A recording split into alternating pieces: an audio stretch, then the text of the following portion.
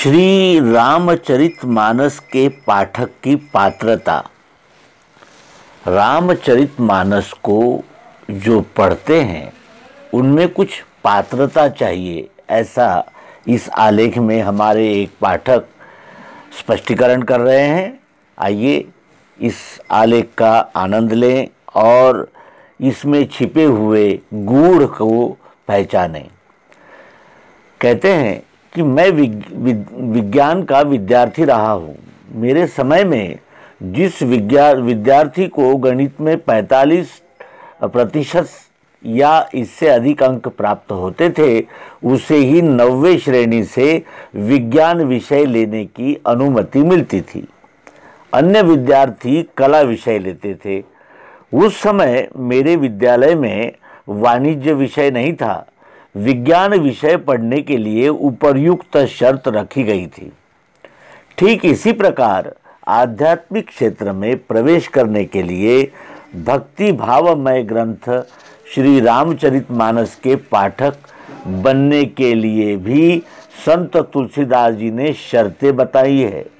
जो इन शर्तों को पूरा करने में सक्षम होते हैं वे ही श्री रामचरितमानस के सही मायने में विद्यार्थी होते हैं।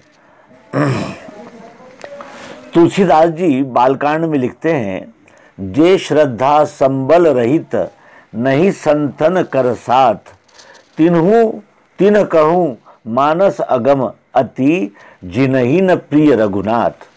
इसका सरल अर्थ है कि जिनके पास श्रद्धा रूपी संबल नहीं है, संतों का साथ नहीं है और जिनको श्री रघुनाथ जी प्रिय नहीं है, उनके लिए ये मानस यानी श्री रामचरितमानस अत्यंत ही अगम है।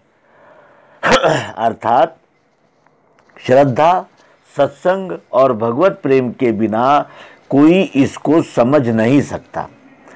चिकित्सा विज्ञान की पुस्तकें बाजार में उपलब्ध है, पर उसे पढ़कर हम चिकित्सक नहीं बन जाते। इसके लिए उस विषय को समझने के लिए हमें निष्णात व्यक्ति अर्थात चिकित्सा विज्ञान के प्राचार्य की ही आवश्यकता होती है।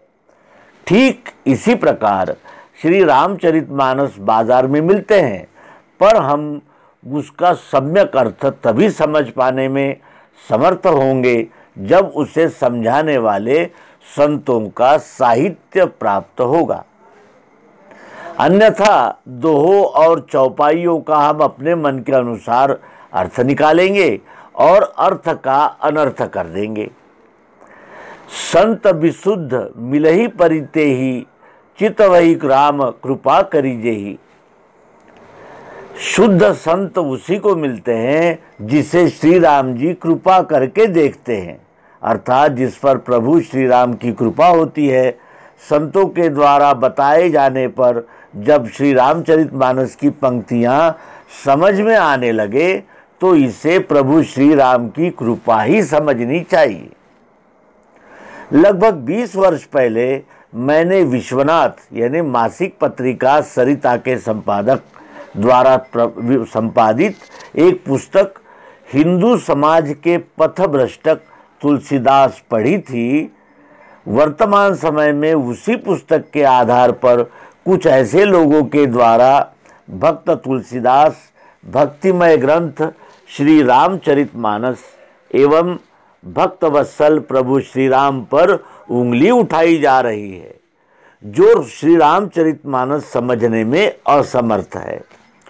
और इस प्रकार हमें श्री रामचरितमानस को समझने के लिए सत्संग, सद्विचार और अपने जीवन का कल्याण करने की उमंग, इच्छा होनी चाहिए और तभी हमें श्री रामचरितमानस की चौपाइयों का अर्थ लगाने का अधिकार प्राप्त हो सकता है।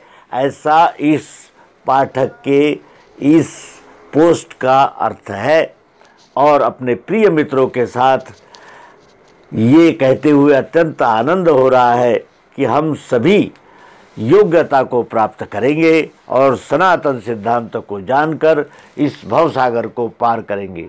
नर्मदे हर सद्गुरु भगवान की जय। और सभी के माता पिता की जय। ओम शांति शांति शांति।